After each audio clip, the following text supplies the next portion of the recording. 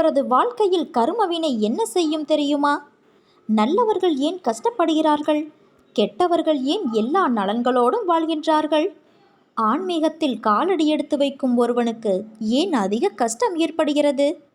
கர்ம வினைகளை அனுபவித்துதான் தீர்க்க வேண்டுமா? இதற்கெல்லாம் உன் சாய் தேவா நான் பதில் கூறுகிறேன் கேள். சித்திரபுரம் என்ற ஊரில் சித்தன் என்ற ஏழை விவசாயி வாழ்ந்து வந்தான். அவன் குணத்தில் நல்லவனாகவும் சிறந்த பக்திமானாக இருந்த போதிலும் மனைவி கொடுமைக்காரியாக இருந்ததால் வேலை நேரத்தை தவிர்த்து மற்ற நேரங்களை தியானத்திலும் பிரார்த்தனையிலும் செலவிட்டான். எந்த அளவிற்கு அவன் பக்தியில் மனதை செலுத்துகிறானோ அந்த அளவிற்கு அவனை கஷ்டங்கள் சூழ்ந்து கொண்டன. அதே ஊரில் அவனுக்கு வித்தன் என்ற சூழ்ச்சி குணமுடைய பணக்கார நண்பன் ஒருவன் இருந்தான்.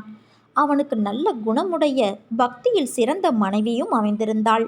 அவனுக்கு சித்தனின் கடவுள் நம்பிக்கையை கேலி செய்வது என்பது வாடிக்கையான வேலை. இதன் காரணமாக சித்தன் இறைவன் மீது தனது பக்தி உண்மையாயிருந்தால் இன்னும் ஒரு வாரத்தில் நீ செய்த தவறுக்கு எல்லாம் தண்டனையை அனுபவிப்பாய் என்று சாபமிடத் தொடங்கினான். சிரித்து கொண்ட வித்தன் அப்படி நடக்கவில்லை என்றால் நீ ஆன்மீகத்தை கைவிட வேண்டும் என்ற சவாலுக்கு இழுத்தான். போட்டியின் கடைசி நாள் வந்தது. அந்த நாளில் வித்தனோ காட்டிற்கு சென்று வரும் வழியில் உட்கார்ந்த இடத்தில் ஏதோ உறுத்துவது போல இருந்ததால் என்ன என்று விளக்கி பார்த்தான். கணக்கிட முடியாத செல்வம் அங்கு புதைக்கப்பட்டு இருந்ததை பார்த்து அதையும் மூட்டையாக கட்டிக்கொண்டு இரட்டை சந்தோஷத்தோடு வீடு திரும்பினான். இதற்கிடையே வயலில் வேலை செய்து கொண்டு இருந்த சித்தனை மாடு முட்டி கடுமையான காயங்களோடு படுத்த படுக்கையாக்கிவிட்டது விதி. சித்தனின் மனைவி அவனை விட்டு நீங்கினாள். உடல் ஊனத்தால் அவனால் தற்கொலை கூட செய்து கொள்ள முடியவில்லை. எப்படியோ எழுந்து சித்தன் தன் வீட்டிற்கு பின்னடியுள்ள கிணற்றில் குதித்தான். திடீரென்று தன்னை யாரோ தூக்குவது போல உணர்ந்தான். தெய்வம் அவனை காப்பாற்றி காட்சியும் கொடுத்தது. அவனை தன்னோடு அணைத்து கொண்டது. சித்தா, நீ இந்த பிறவியில் நல்லவனாக பிறந்திருந்தாலும் முன்பிறவியில் வித்தனை விட கொடுமைக்காரனாக இருந்தாய். நீ உன் மனைவியை மதித்தது கூட கிடையாது. மாறாக வித்தனோ முன்பிறவியில் நல்ல காரியங்களையே செய்து வந்தான். அதனால் இப்பிறவியில் அவனுக்கு சகல நன்மைகளும் கிடைத்துள்ளது. உனக்கோ நீ செய்த பாவங்களை அனுபவிக்க நேரிட்டது. என்னை அனுதினமும் நீ வணங்கியதால் நீ அனுபவிக்க வேண்டிய கர்மத்தின் பெரும்பாலானவற்றை நானே ஏற்றுக்கொண்டேன். ஆன்மீகத்தை தொடங்கும் ஒருவன் முதலில் அவனது பாவப்பதிவையே அனுபவிக்கத் தொடங்குகிறான். அக்கிரமங்கள் செய்யும் ஒருவனுக்கோ அவன் செய்த புண்ணியங்களை அனுபவித்த பின் அவன் பாவப்பதிவுகள் செயல்படத் தொடங்கும். இதுவரை நீ அனுபவித்த கஷ்டங்களில் உனது அனைத்து பாவங்களும் கரைந்துவிட்டன. இனி நடக்க இருப்பதை நீயே உன் கண்ணால் பார்த்து தெரிந்து கொள் என்று சில அறிவுரைகளையும் கூறி மறைந்தார் கடவுள். நாட்கள் செல்ல செல்ல சித்தனின் உடல்நிலை நலம் பெறத் தொடங்கியது. அவனது நெருங்கிய உறவினருக்கு வாரிசு இல்லாததால் அவரது சொத்துக்கள் அனைத்தும் சித்தனுக்கு கிடைத்தது. நல்ல குணமுடைய மனைவியும் சித்தனுக்கு அமைந்தாள். அதே சமயத்தில் வித்தனுக்கோ வினோதமான ஒரு நோய் தாக்கி படுத்த படுக்கையாக்கிவிட்டான். அவனது மனைவியும் திடீரென்று இறந்துவிட அவன் கூட இருந்தவர்கள் அவனை ஏமாற்றி அவன் சொத்துக்கள் அனைத்தையும் பறித்து கொண்டு வெளியே துரத்திவிட்டனர். தனது நண்பனின் நிலை அறிந்து வருந்திய சித்தன் வித்தனையும் தன் இல்லத்திலேயே தங்க செய்து உதவினான். ஆனால் இந்த வினைகளிலிருந்து தப்பிக்க விதிவிலக்குகளும் உண்டு. அதுதான் பொருளுக்கும் உங்களுக்கும் தொடர்பை ஏற்படுத்தி விடுவது. நீங்கள் தெரிந்தோ தெரியாமலோ ஒருவர் மீது கல்லை எறிந்தீர்கள் என வைத்துக்கொள்வோம். இது நீங்கள் செய்த செயல்.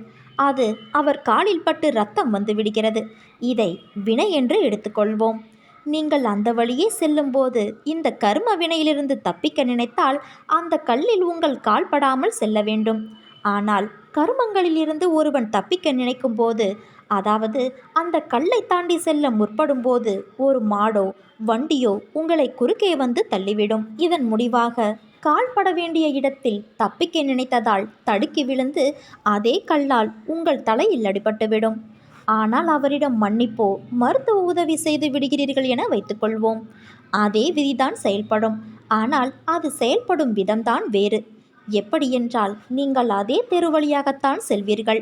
ஆனால் உங்களை அறியாமலே மாட்டு சாணத்திலோ அல்லது சேற்றிலோ காலை வைத்து விடுவீர்கள். இதனால் எந்த கல்லால் உங்கள் காலில் அடிபட வேண்டுமோ அந்த கல்லில் உங்கள் காலில் உள்ள சேற்றை துடைப்பதற்காக தேய்த்துவிட்டு சென்று விடுவீர்கள். அதாவது பொருளுக்கும் உங்களுக்கும் தொடர்பை ஏற்படுத்திவிட்டு சென்று விடுவீர்கள்.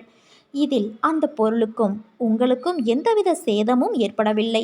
நீங்கள் செய்த செயலுக்கான விதிப்படி அந்த கல்லிற்கும் உங்கள் காலிற்கும் ஒரு தொடர்பு ஏற்பட வேண்டும். அதை நீங்கள் செய்வதால் அந்த கர்மவினை அங்கேயே முடிவு பெறுகிறது.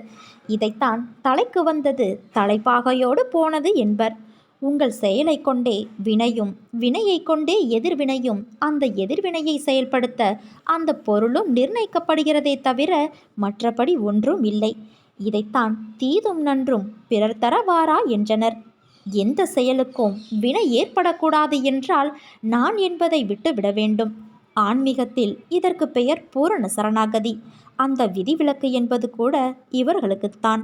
எந்த ஒரு வினைக்கும் நீங்கள்தான் காரணம் என்ற புரிதல் ஏற்படும் போது உங்களை சுற்றி நடக்கும் அனைத்தையும் ஏற்றுக்கொள்வீர்கள்.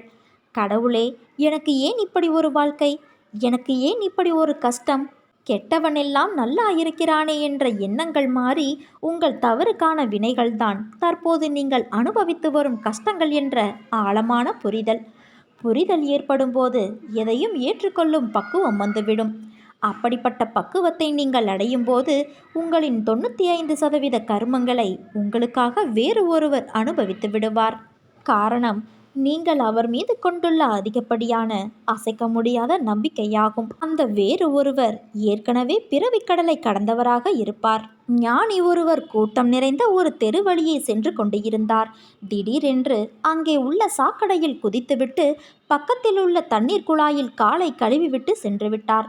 இதை பார்த்தவர்களுக்கு அவர் பைத்தியக்காரன் என்று தோன்றலாம். ஆனால் அவரை பொறுத்தவரை பொருளுக்கும் அவருக்கும் தொடர்பை ஏற்படுத்தி கொள்வது ஆகும். ஆனால் அவர் ஏற்படுத்திய தொடர்பு அவருடையது அல்ல. அவரை நம்பி இருப்பவர்களின் கர்ம வினைகளைத்தான் அவர் அந்த செயலின் மூலம் தீர்த்து வைக்கின்றார். இது எப்படி சாத்தியம் என்ற கேள்வி உனக்கு வரலாம். அந்த ஞானியை பொறுத்தவரை அவர் செய்யும் எந்த செயலுக்கும் வினை என்ற ஒன்று ஏற்படுவது கிடையாது. காரணம், அவர் உள்ளே வெறும் வெற்றிடம்தான் உள்ளது. அதாவது அவருக்கு மனம் என்ற ஒன்று கிடையாது. மனிதர்கள் தன் தவறை உணர்ந்து தனக்கு உண்மையாக நடக்கத் தொடங்கும்போது அந்த ஞானி ஏதோ ஒரு செயலின் மூலம் இவர்களின் பாவ புண்ணிய கணக்குகளை அழித்து விடுவார். முடிவில் இவர்களும் அந்த ஞானியின் நிலைக்கே வந்து விடுகின்றனர். அதனால்தான் ஞானிகள் அருகில் இருக்கும்போது எதையும் கேட்காதீர்கள் என்று கூறுவது. காரணம், நீங்கள் கேட்டுதான் பெற வேண்டும் என்ற அவசியமே அங்கு கிடையாது. ஏனென்றால் நீங்கள் கேட்க நினைப்பது கூட சிறியதாகத்தான் இருக்கும். ஆனால் அவர் கொடுக்க நினைப்பதோ கணக்கில் அடங்காதவையாக இருக்கும். இதற்கு அவரிடம் பூரண சரணாகதி அடைதலே சிறந்தது ஆகும். இதில் பூரண சரணாகதி என்பது இனி அனைத்தும் உன் செயல் என பற்றுகளை துறப்பது ஆகும். நான் என்ற எண்ணத்திற்கு பதிலாக இனி எல்லாம் நீ என்ற எண்ணத்தை கொண்டு வருவதே சரணாகதி. அதன் பிறகு உனக்கென்று தனிப்பட்ட எந்த ஒரு செயலும் இருக்காது, இருக்கவும் கூடாது.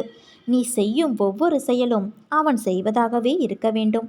இறைவனை நோக்கிய உனது பிரார்த்தனை, வேண்டுதல் எந்த முறையில் இருக்க வேண்டும் என்பதை விளக்குவதே இந்த பதிவு.